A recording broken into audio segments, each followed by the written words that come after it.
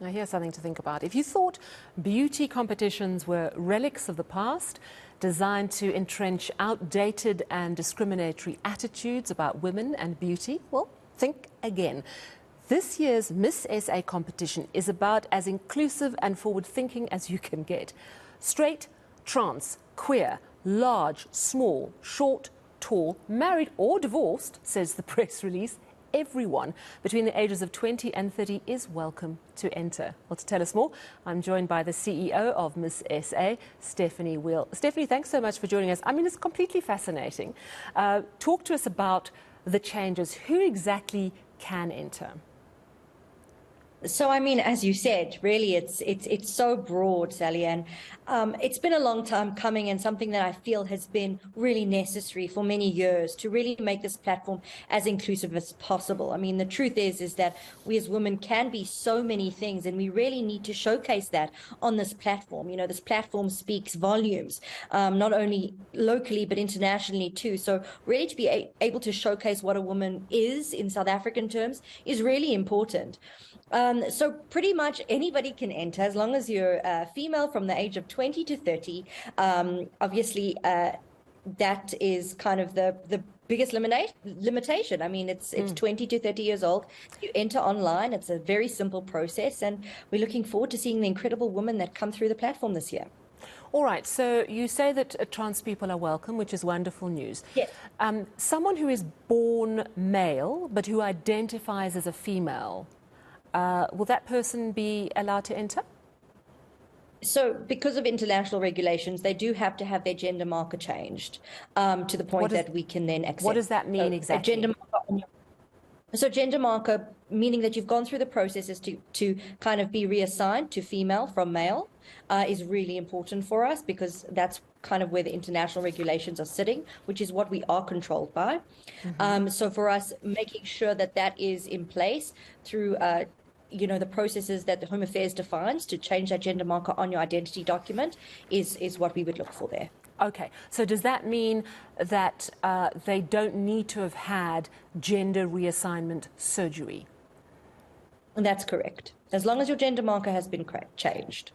I see. So in other words, if you identify as female and you have gone through the Home Affairs process to say that you identify as female, you can enter Miss South Africa even if you have the body parts that are traditionally male. Yeah, I mean, listen, it's been a bone of contention. I know internationally that's not really allowed. I think that we also always have to look at the South African landscape and think to ourselves, we live in quite a different landscape than the rest of the world, and certain things are quite challenging. So the process of changing that gender marker, I do believe, is incredibly difficult. So I know it's a problem for a lot of women who are going through the process of reassignment to go through. But I do still stand by the fact that it is supposed to be inclusive. I do believe that everybody and every woman who identifies as a woman, a pregnant woman, a married woman, a woman who is a mother, we all have something to say, and that's the purpose of this platform. It's really to provide that voice opportunity to let your voice be heard, and I don't think that should be defined by solely your gender type. It's fascinating. How much resistance have you had to this? No, not much at all. I think it's been overwhelmingly well received. Obviously, the LGBTQIA plus community is very important to us as Miss South Africa and as the pageantry world as a whole. And I think the more inclusive we are, the better that we kind of are able to showcase the real power of what we're trying to do here. So how do you judge beauty? Because when you think of beauty competitions, and I know that I don't think you even like that term anymore, but let's face it, that's what it's based on. And it's about someone who's got the whole package, I suppose, in a way.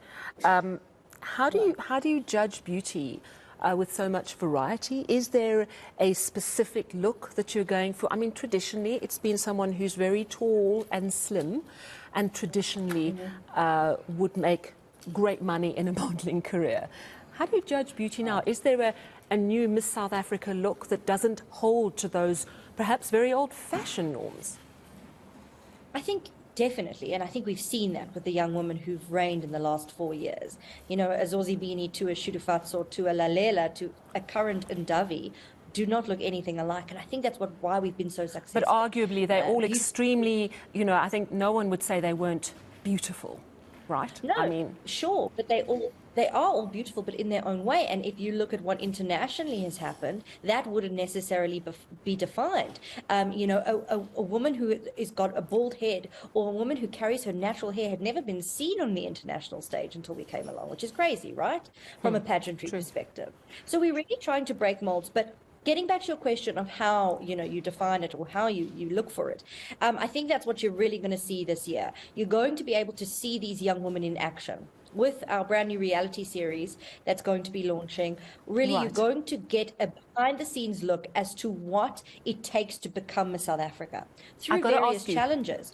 I've got to ask you a quick final question. The swimsuit section, the ball gown section, are those still features? Those are features. They will be in the finale event. I think they'll be done in a different way, and I look forward to sharing it with South Africa. But, evening gown, swimwear, it's also a definition of femininity and something really that can be quite powerful. And have entries opened and started yet?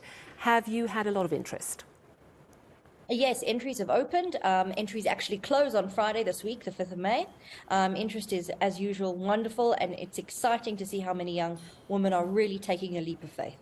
Absolutely fascinating how times they change. Thank you so much for chatting to us, CEO of Miss SA, Stephanie Weil.